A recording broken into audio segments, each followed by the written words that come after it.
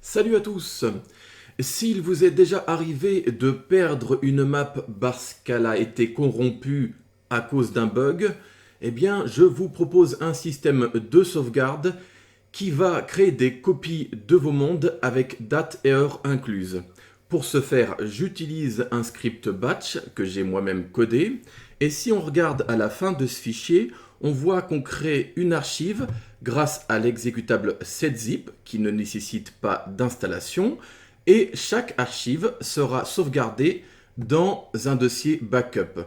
Et si ce dossier backup n'existe pas, ce qui est normalement le cas par défaut, eh bien le script batch va s'en charger comme on peut le voir ici. Alors ce qu'on peut faire, c'est tout simplement tester le script pour voir s'il fonctionne. Donc on voit que c'est le cas, et si on double-clique sur l'archive, eh bien on voit que nos mondes sont bel et bien présents. Voilà.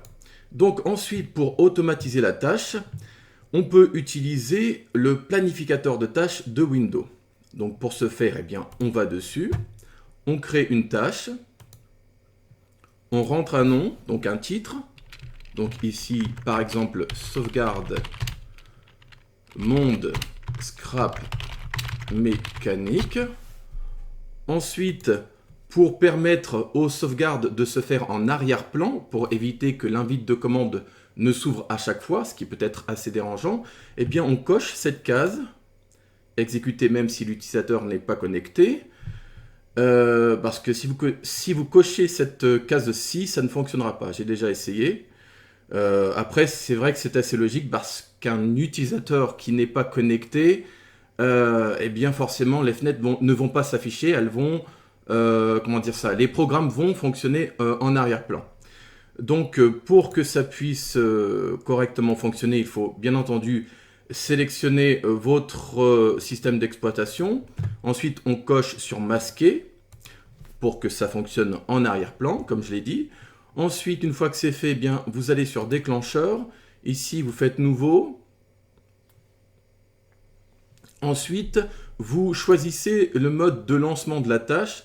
Donc pour les besoins de la vidéo, je vais sélectionner celui-ci, donc lancer la tâche lors de la création ou de la modification de celle-ci. Voilà. Ensuite, je choisis l'espacement des sauvegardes. Donc ça, c'est à vous de voir. Encore une fois, pour les besoins de la vidéo, je vais choisir un délai très court. Donc le plus petit en apparence, c'est 5 minutes, mais vous pouvez mettre 1 minute. En deçà, vous ne pourrez pas. C'est une minute, n'importe quoi. C'est 1 minute au max. Voilà. Donc une fois que c'est fait, logiquement, pour ce qui est du paramétrage de base, c'est bon. On fait OK. Et ensuite, bien entendu, il faut aller chercher le script à lancer. Donc là, vous faites nouveau. Vous faites parcourir. Donc là, je vais aller sur le bureau. Donc dans le dossier qui contient le script, sachant que le dossier peut être, comment dire ça, il peut être placé n'importe où sur l'ordinateur, le script fonctionnera de toute façon. Je vous expliquerai un petit peu après pourquoi. Voilà, donc là, hop, je sélectionne le script, je fais ouvrir, je fais OK. Donc là, logiquement, tous les réglages sont bons. Voilà, on peut toujours modifier hein, le cas échéant. Hop. Voilà, donc vous faites OK. Ça va demander une petite validation par mot de passe. Donc là, on voit que ça a créé de suite une sauvegarde. On va attendre 1 minute de plus pour se rendre bien compte que les sauvegardes se font toutes seules. Donc en attendant, on peut essayer de décrypter très succinctement ce que fait le script. Donc en haut, on a echo off qui va faire en sorte que les lignes de commande présentes dans le fichier ne s'affichent pas dans l'invite de commande, parce que sinon c'est un gros bordel. Ensuite, on a le CLS qui nettoie l'écran, c'est un clear. Le titre de la fenêtre de l'invite de commande, bien sûr. Ensuite, ici, il y a la création de la date. On stocke donc le jour, le mois, l'année, l'heure, les minutes et les secondes. Donc ça n'est pas de moi, je l'ai trouvé sur internet et ça fonctionne très bien. Par contre, le reste, c'est de moi. Donc ici, je récupère l'idée du joueur qui est différente selon les clients. Ça, c'est important parce qu'on n'a pas la même idée, hein, votre dossier et le mien. Une fois que c'est fait, eh bien, je crée un chemin dont je me sers un peu plus loin. Donc on le voit ici. Pour cibler le dossier Save, dans celui-ci, si le dossier backup n'existe pas, je le crée.